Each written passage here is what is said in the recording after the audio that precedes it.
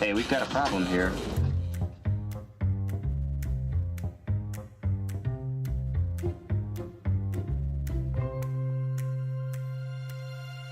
So, what's the plan? What's your plan? What are your plans? What's the plan? What's the plan? What's your plan? What's your plan of action? Plan. What's the plan? So, what is the plan? Wait, I have a plan. I have a plan. I have a plan. That's the plan. I have a plan here.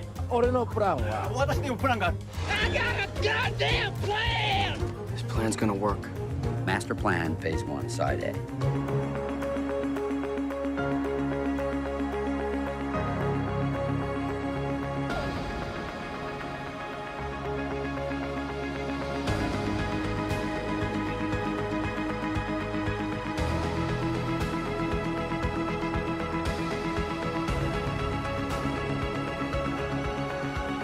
I love everything about your plan. भाई इससे कहते हैं planning. What's it say? It says, I love it when a plan comes together.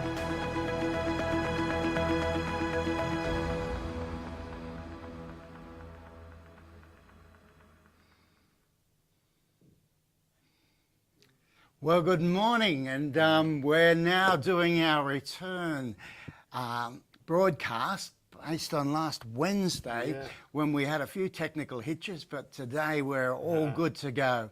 We have joining us Anil Savio-Kavori, who actually attended our conference last or a couple of weeks ago. Fantastic. And yeah, look, you really enjoyed it, didn't you? It was incredible. It was incredible. Yeah, so all the presentations, the students' participations, fantastic.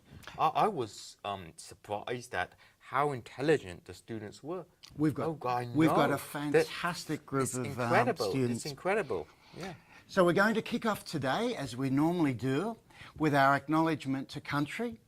And this is really important because caring for country for over 50,000 years, Australia's Indigenous people have set an example not only for our nation, but also for our planet. We'd therefore like to acknowledge Australia's traditional owners and custodians of country, the Aboriginal and Torres Strait Islander people, the first innovators in our land.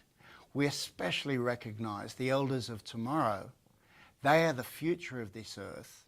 So let's all join together to respect and acknowledge all First Nations so that we can walk forward together. Now, Anil, we've got a pretty exciting program today, and I'm just going to walk through it so you know what's coming up, including you. I know. And also all of our students do. So the first thing, we've introduced you. Yeah. The second thing we're going to do is look at our conference. And we had a whole lot of news coverage and coverage in Parliament. Now, it's really interesting. One of the questions I got asked very often when I went to talk to the students is, look, we'll do all of this work on the plan, but who's actually going to listen? So what we're going to do is the first part of today is actually get some feedback from what came up on the news and what actually was said in Parliament. So we actually got some really good feedback on the program and on the conference.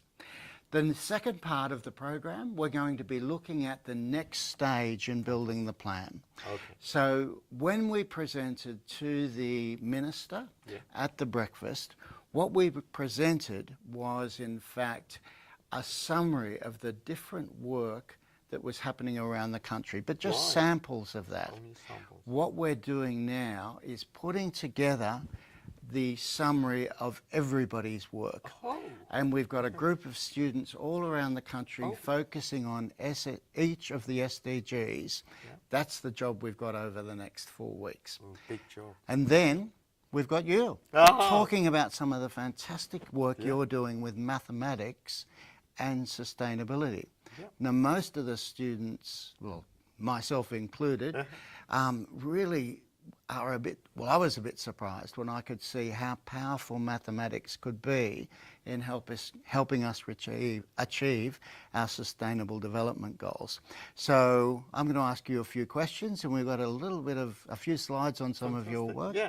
And then finally, we're going to talk about our next broadcast, which is coming up on the 29th of September, which is where we have the envoy from the United Nations who looks after outer space. So it's a pretty exciting program today. We've got about 40 minutes to get through it. So what I want to do first is really kick off with our, our news coverage on the conference. Oh, brilliant. So what we might look first of all at is the Science Minister's overview to the ABC on Science Week, and particularly the It's Our Future Earth conference. So let's have a look at that video first of all. That sets the scene. Fantastic. The theme is Future Earth. How do you believe the health of the planet can best be preserved?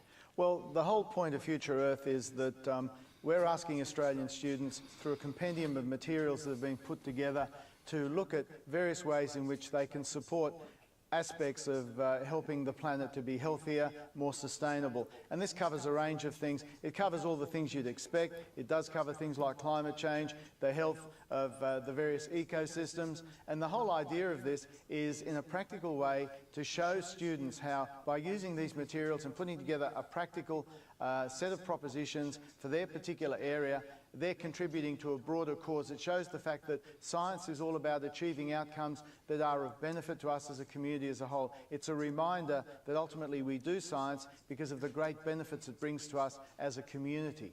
I would imagine it wouldn't be hard to fire up their enthusiasm for doing just that, but if you want to achieve that kind of dramatic... So that was before the conference. Yeah. That's what the Science Minister was telling everybody. That was the ABC.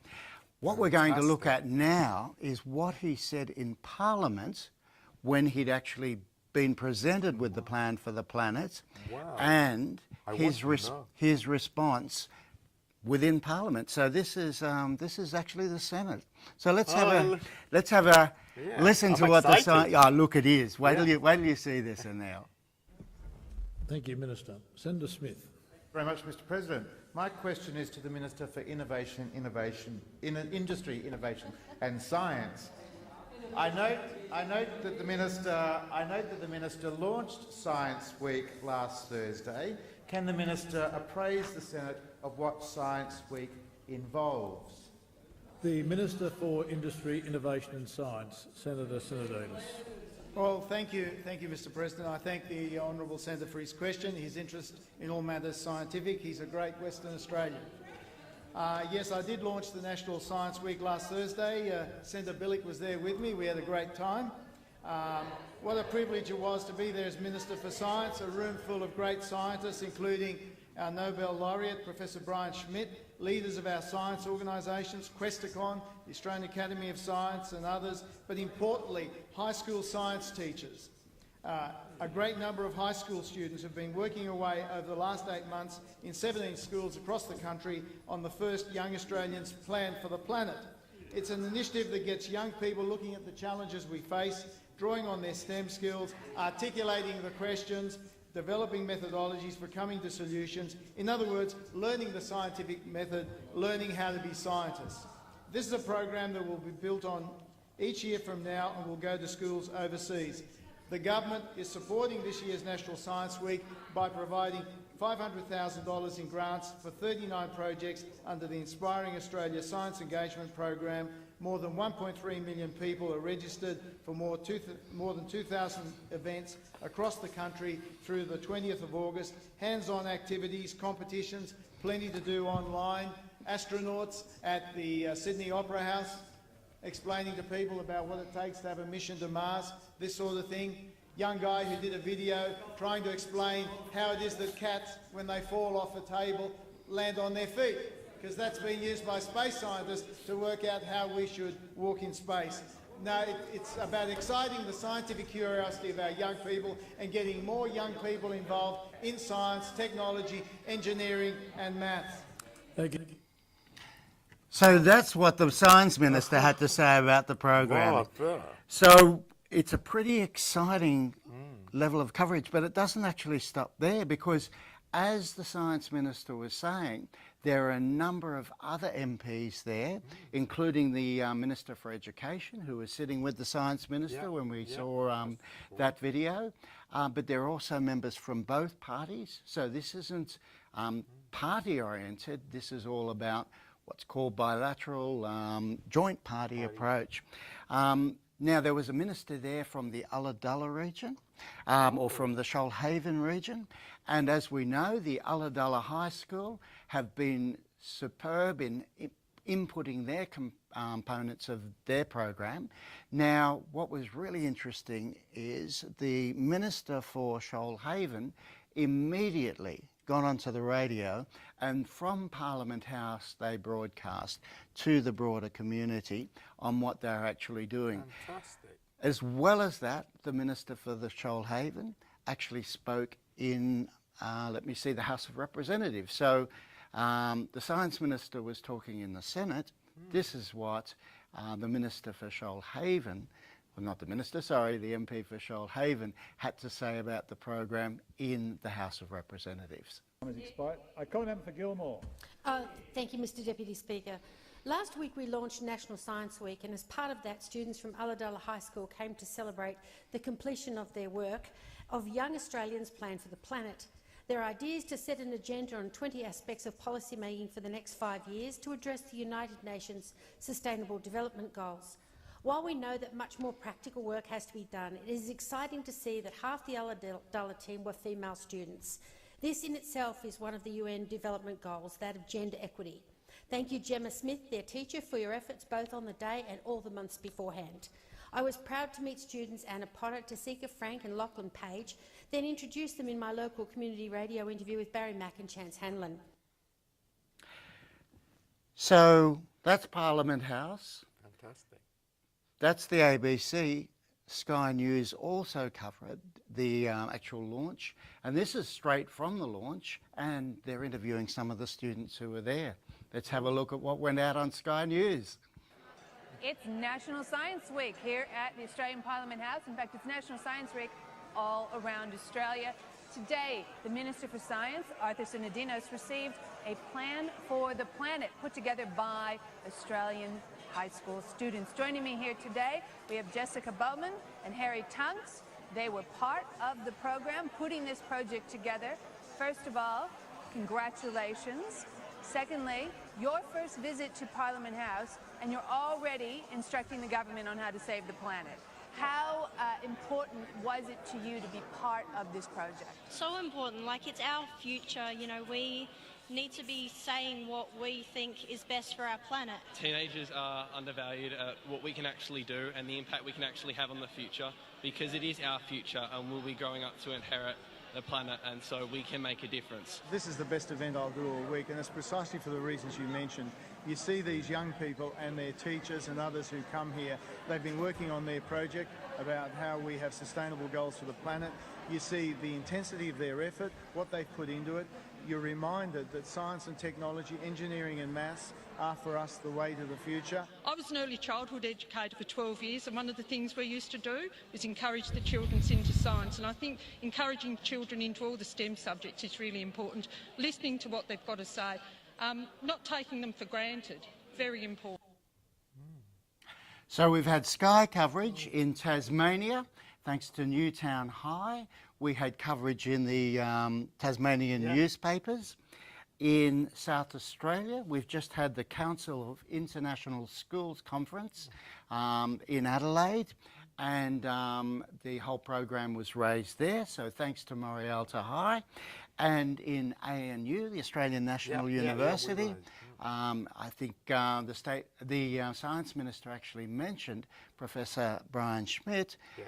Professor Brian Schmidt attended the conference, and he actually broadcast his support for the program right across the Australian National University. And I'll just finish with the tweet that the Science Minister actually sent out to everybody. Let's have a look at that tweet if we can.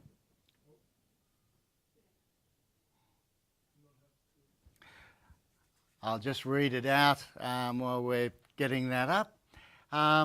What a way to kick off National Science Week, by receiving the Young Australians Plan for the Planet surrounded by our next generation of scientists. And here we have the actual plan for the planet, actually presented to the Science Minister, and our students actually presenting that. So we've had fantastic coverage, and the whole program is really about, let me see, this stage is engaging. It's really about engaging with our politicians, engaging with our community, because putting a plan together, any sort of business plan, if you put it on the shelf, it's like your papers. If they get filed away and nobody looks at them, of course, not going to make a difference. No. So this is all about the engagement phase, and I think you'd agree, Anil. Yeah. The students have been pretty successful engaging with everybody. Certainly, so we're really up to that exciting phase. Now, I've got a picture of the Ulladulla students who've just been interviewed, and they weren't all interviewed, but some of the students who actually attended Parliament House were there. But everybody did the work. So we wanted this picture of all of the Ulladulla students up there. And I just wanted to acknowledge at this stage all the schools that have been involved in the program. So this is all the schools across the country that the Science Minister was actually talking about. So it's pretty exciting. We've got it all pinned down to one plan, but these were all the schools involved. And the next slide gives you a sense of how many people were actually involved in putting the program together. So there are over 250 people around Australia, students and teachers, who actually built that plan that went to the minister, and it was quite interesting because we didn't have a lot of copies of the glossy there, but we had a whole lot of reproduced copies. They went like hotcakes, I think's the word. So we're getting a lot of receptivity to actually the approach. And one of the questions that many students asked was, why, in fact, will anybody listen to us? We're young people. And the answer I gave to the students regularly is because if I say it, who's going to listen to that? I've written a book, I want to sell, no, it's not quite like that. But, I'm just one person.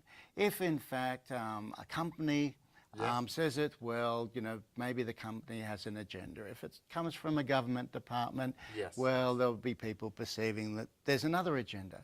The only people who don't actually have an agenda other than a great and sustainable future are young people. And as we can see from those videos, the, let me see, the report, the suggestions and the voice, as Harry was saying, of young people are really being listened to. So it's pretty exciting to actually see how well it's being received. But the next step is actually delivery.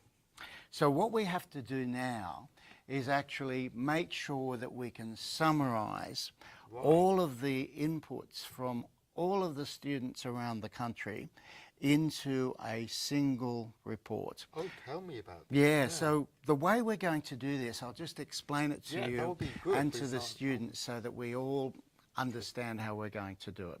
So this is called synthesising all of the ecozone plans into the National Sustainable Development Goal Plan.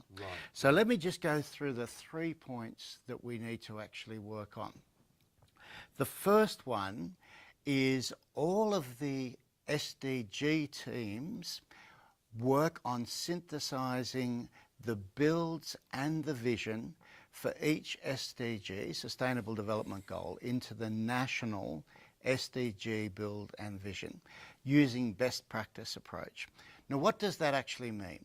So SDG teams, we asked all of the students who would be interested in taking all of the builds from around the country on each Sustainable Development Goal and integrating them one by one. So one team looking at no poverty, one team looking at zero hunger. And we've actually got a list of all of the teams around the country who are going to be working on this. So what those teams do is basically take each of the builds under no poverty, look at them, and then work out where the overlaps are, where the common factors are, and then replicate that in one build for the whole country. So that becomes really interesting. We then have a set of objectives and builds for each of the eco zones, but we have that all rolled up into a single build for the whole country, which becomes pretty exciting because as we start to move internationally, so we've got 10 countries starting next year, then what happens is we are able to take each of the country plans and synthesise those into a regional plan. Right. So this synthesis process is really important. And again, the students in Australia are the innovators, the people breaking all of the barriers to actually put this together for the first time. So this synthesis process is really important. And the way we'll do that, as I mentioned, is using best practice. So that in the plan we presented to the Science Minister at Parliament House, what we did was we took the best examples that we could find for each region. So that provides a starting point to actually then take all of the other inputs, check whether that's already in there or we need to add it in. And for each of those national builds, for each SDG, again we'll stick to 4 key points. So we'll stay with the 4, and what that means is, again, we'll have a fairly brief, succinct document that summarises the Sustainable Development Goals for Australia moving forward, written by young people in Australia. So that's the actual process, and what we'll be doing is that will all be loaded up onto the web, so you can actually read through that and see how that process works. And obviously the team in the project office will be available to take questions. But my experience with the team so far is if we lay out how it happens, they absolutely nail it. Absolutely nail it. Now, that's the first part. So the builds for each of the SDGs, and I'll just put up a list of all of the teams in a second. But the second part that we need is in the actual document we gave to the Science Minister. Here we go. These are all of the teams under each of the SDGs with team leaders all looking at those areas. So we'll send this set of slides out so everybody's got it nice and handy. If you're in those teams, you can link up either through the forum or any means that you like and start to work on those builds for each of those SDGs. And as I said, one page will then go into the final document for the country. Now, the second part of the activity we need to do is actually put together the vision so that you can have lots of objectives, but if they're not all pulled together under a single vision, then often they can feel like they're all heading in different directions. So when we gave the document to the Minister, we had taken all of the different visions from around the eco zones, from each of the different SDGs, and we'd rolled those all together into a single vision for the country. And we'll put that up now. What we want our vision team to do is have a look at this. So this was the draft of the vision. We need our vision team to look at that, look at all the different visions around the in the different SDGs and ecozone builds, and just make sure that that vision captures everything. So we've just put up our vision team, and as you can see, we've got 22. How many is that? Yeah, we've got quite a few students from different ecozones actually working on that vision. So that will then give us the vision for the overall, for the overall SDG plan, plus a build for each of the SDGs, and that's what we will present back to the Science Minister in 4 weeks' time. So he's got a taster, but we're not letting him off that easily. We'll then present that back, and a copy of both of those documents will be going out to all of the teams. So there's a few things to do over the next 4 weeks, but this is really the culmination of all of the work that the students have been doing, which is pulling it all together. But as I said, this is groundbreaking stuff, because we will again look at how this process can be used for other countries. Fantastic. So for the 10 program countries for next year, this will be the process we'll actually use. So again, we want everybody's feedback on how well this works, and then we'll actually have the plan, which we can then publish and push out there and get more engagement. So it's a pretty exciting time. Yes, yes. Well done. However, Anil, yes, I wanted to ask you about the work that you're actually doing. So this is the final part of our actual program, and we're going to find out a little bit about the work Anil's been doing. So before we do that, we'll just go on to the next slide, which just gives a quick summary of that overall synthesis process, so that we've captured that, and then we're going to have a quick chat to Anil about it. So this one, everybody can see, this is how we finalise the plan. So we take the priorities of each of the builds, we then roll those into and combine those into a single build for each of the SDGs. Now, one of the questions that was asked, Anil, is each of the builds have 4 key areas, but what happens if when we take, say 10 builds, there's actually 6 priority areas? The way we do it is exactly the same as before. We basically prioritise each of those in terms of urgency and importance, and we pick the top 4. So we're again using the same processes we've been going over all the way through. So that's the synthesis process, and that will then produce what we've got down the bottom, which is the final plan. Here's the example of Zero Hunger. That's captured a lot of the elements.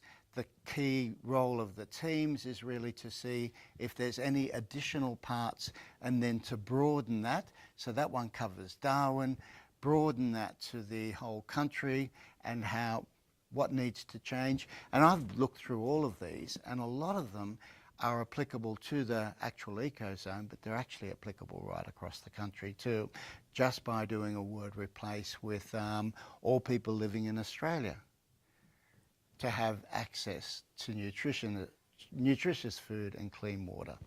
So it's not going to be a hard job to synthesise these, and we're now up to this exciting process, which is the last piece. And then I'll mention the other step, but we also need everybody to be finishing off the research.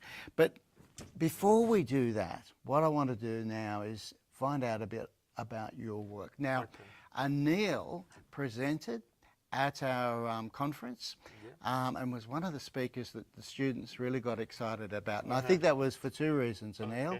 One is nobody could quite believe mathematics could help us here. And 2 is what the results you were coming up with. Yeah, many people don't understand the importance of mathematics, and in a way it's become a tool, a language to understand economics, physics, the philosophy, all aspects. And I use it as a tool to uncover characteristics of world economies. So for instance, in a paper we would devise huge, maybe 30, 40 pages sometimes of mathematics to analyze economics, as a tool for economics, which can have applications to policy, etc. Okay, so I've got that. Yeah. Yep. So basically most of our students and most people would understand that mathematics can be applied to economics. Okay, so they understand that.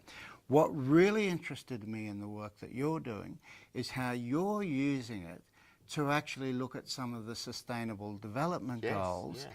and linking that using mathematics back to actually sustainability, which is what I found absolutely fascinating. So we're going to look at your first, one of the first papers that you actually worked on. Yeah. Yeah. Now this one is mathematics and social justice. Now I never would have thought mathematics could actually help us understand social justice better. But when I looked at this graph, I thought this is absolutely amazing. Now the students probably can't see all of the countries, all of the fine parts on the actual graph at the moment. So we'll send it out, but I'll just quickly explain it. One of the axes is economic performance, and one of the axes is in fact social justice. And you managed to find a relationship between the two.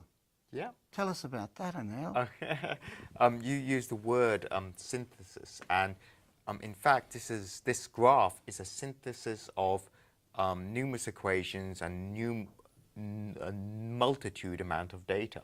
Now, what we did was, for instance, log GDP per capita is Y.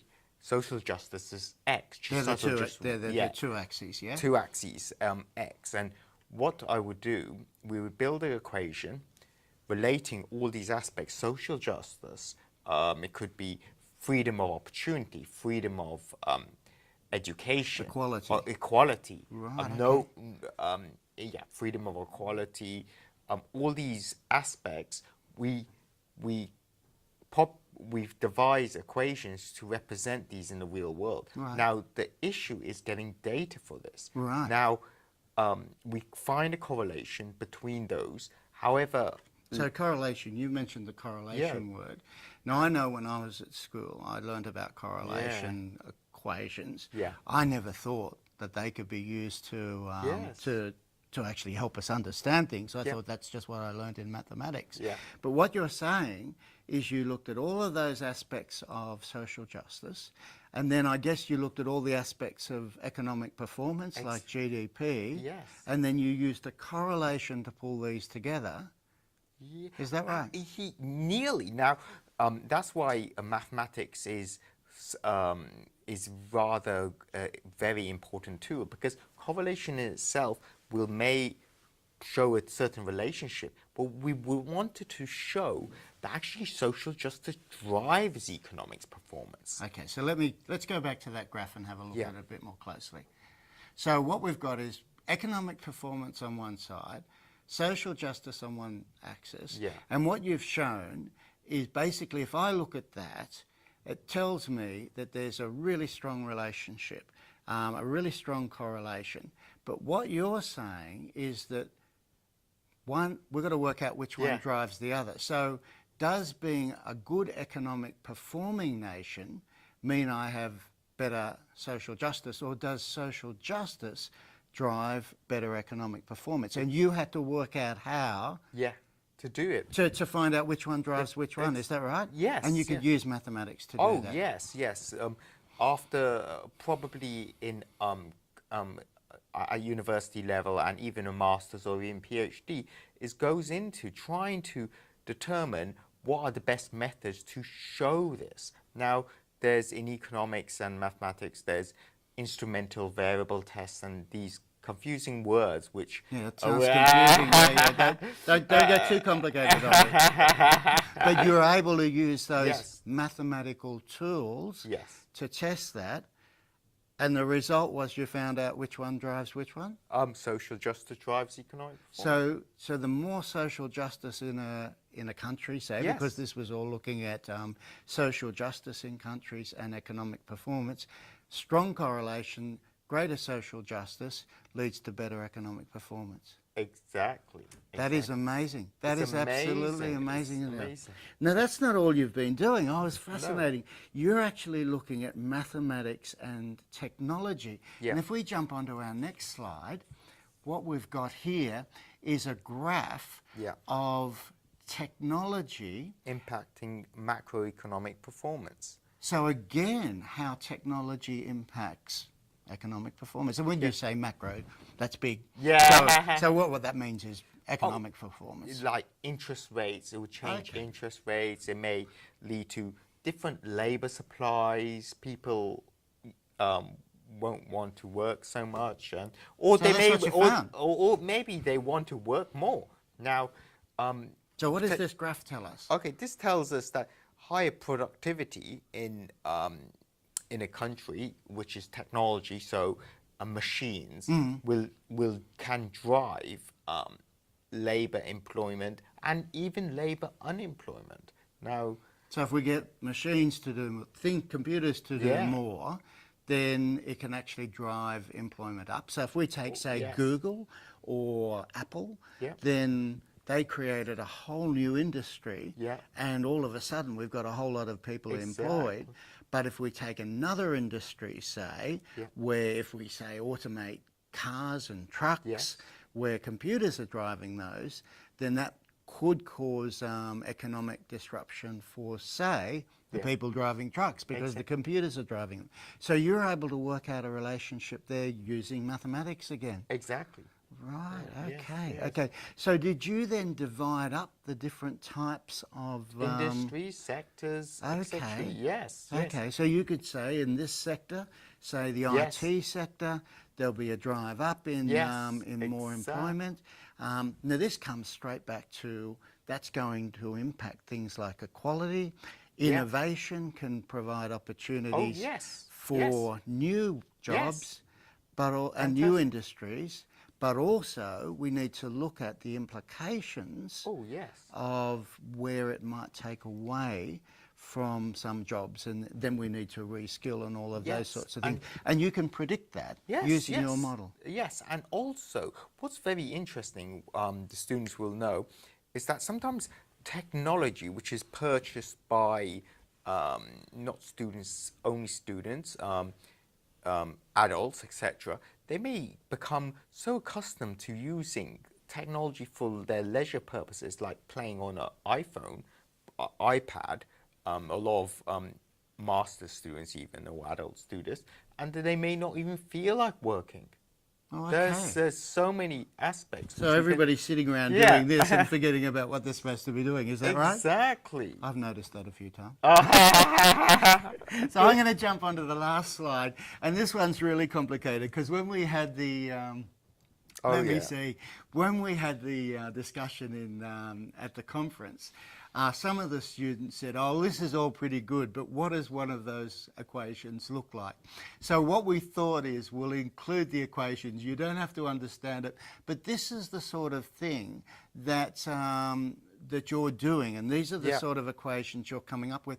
And this one's really interesting because this is about robotics. And we're all excited about robotics, but what you're looking at is the impact on things like welfare, and this links back to the technology, doesn't? Robots purchased by computers. So can you just tell us what this particular equation tells us, just in a sentence, and then what sort of results you're getting from that work on impact on welfare, robots purchased by computers? Okay, it shows purchased by consumers, not by. But people are talking about robots and machines in production and how it's impacting people's jobs and improving. Now, this shows a relationship between certain robots in different sectors and their relationships to jobs and prices. So it's got a few equations. Like usually we define P equals for price. I defined it R for robots. So these it's not that very complicated. So when you say equation like that, basically I look at P and that looks complicated, but all you're saying is P just means price, say, of the technology, and R means robots, number of robots. And then you put all of those factors together using the mathematics, and that then gives you an output that tells us what impact there'll be on economics of welfare and economics of robots purchased by computers. Exactly. This equation would be a synthesis of a couple of 2 or 3 pages of trying to devise a synthesis equation And in similar way, you synthesize your plan. You put together your whole plan based on numerous aspects.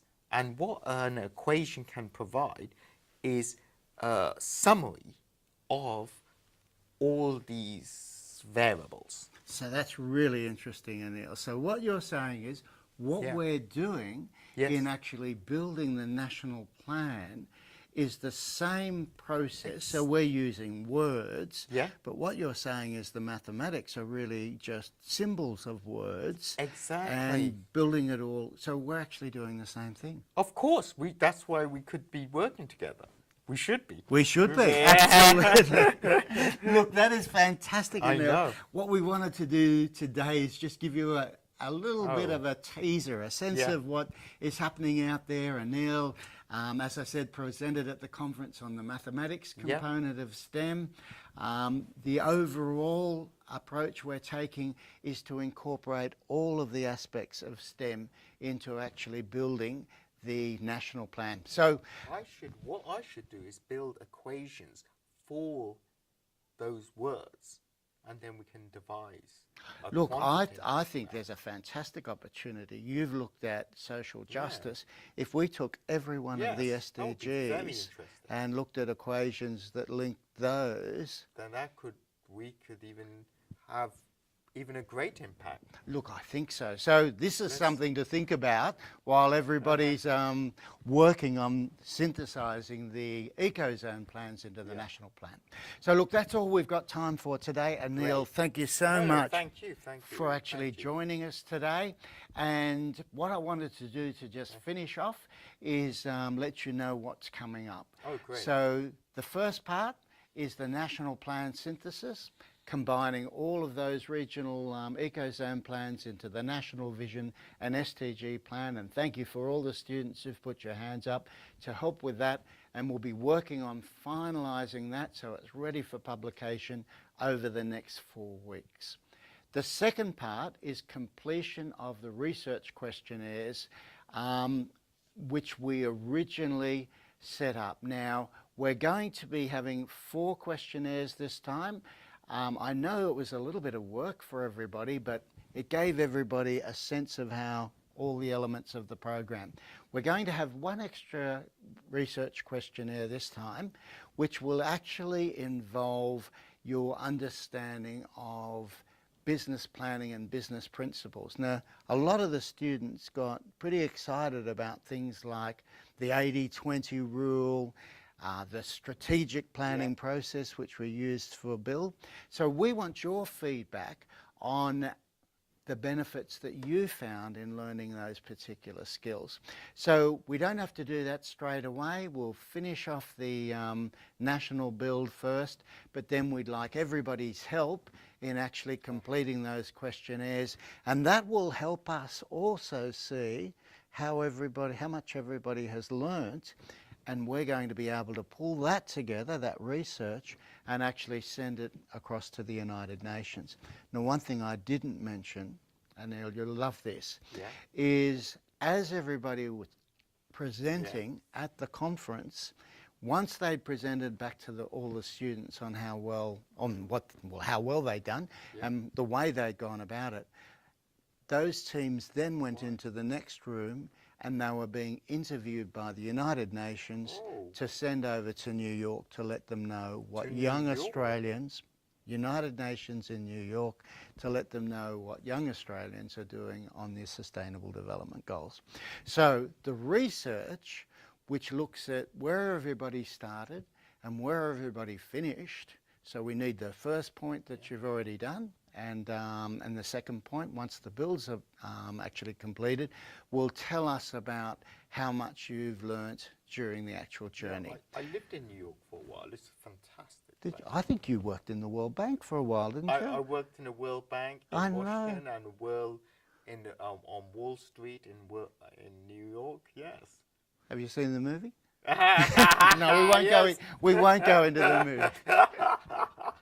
So you've been around, Anil. I have. You haven't just been stuck in a little office doing mathematics. No, I've been So around. when you talk about economics, you've worked you know, Yeah, in those I places. worked You in understand finance, this. yes, Okay. yes, I worked in the finance banking industry, and we used a lot of mathematics. I bet you mathematical do. tools. I yeah. bet you. Yeah. Well, I tell you what, mathematics has certainly got a lot more exciting for me after today.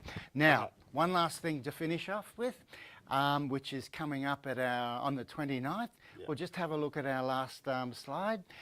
At 11:15 on the 29th of September, we have our next live broadcast, and we have the UN envoy who looks after outer space.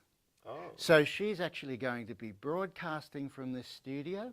We have some of our students coming in live, and then as well it will be going out to all of our Young Australians Plan for the Planet schools. But as well, if you have partner schools that you would like to invite to that broadcast, you're actually welcome to do that. So we'll be sending out more details on that, but we've got a pretty exciting program coming up. So, a UN envoy? The UN envoy looking after outer space. I didn't know there was a UN envoy looking after outer How space. does she look after outer space? I'm not quite sure, but we're going to find it. Yeah, We're going to find out, Anil. So look, thanks everybody for joining us today. It's been fun presenting. Oh, yes. Great. Incredible to have the conference and see how well the students and the teachers actually, let me see, delivered and engaged with our politicians, with our media, and it just sets a fantastic platform for actually moving forward with delivering the final plan and then extending to other countries. Fantastic. So there's a lot coming up, a lot of exciting developments. Stay tuned. Thanks very much. Thank you, Anil. Thank you. Thank you.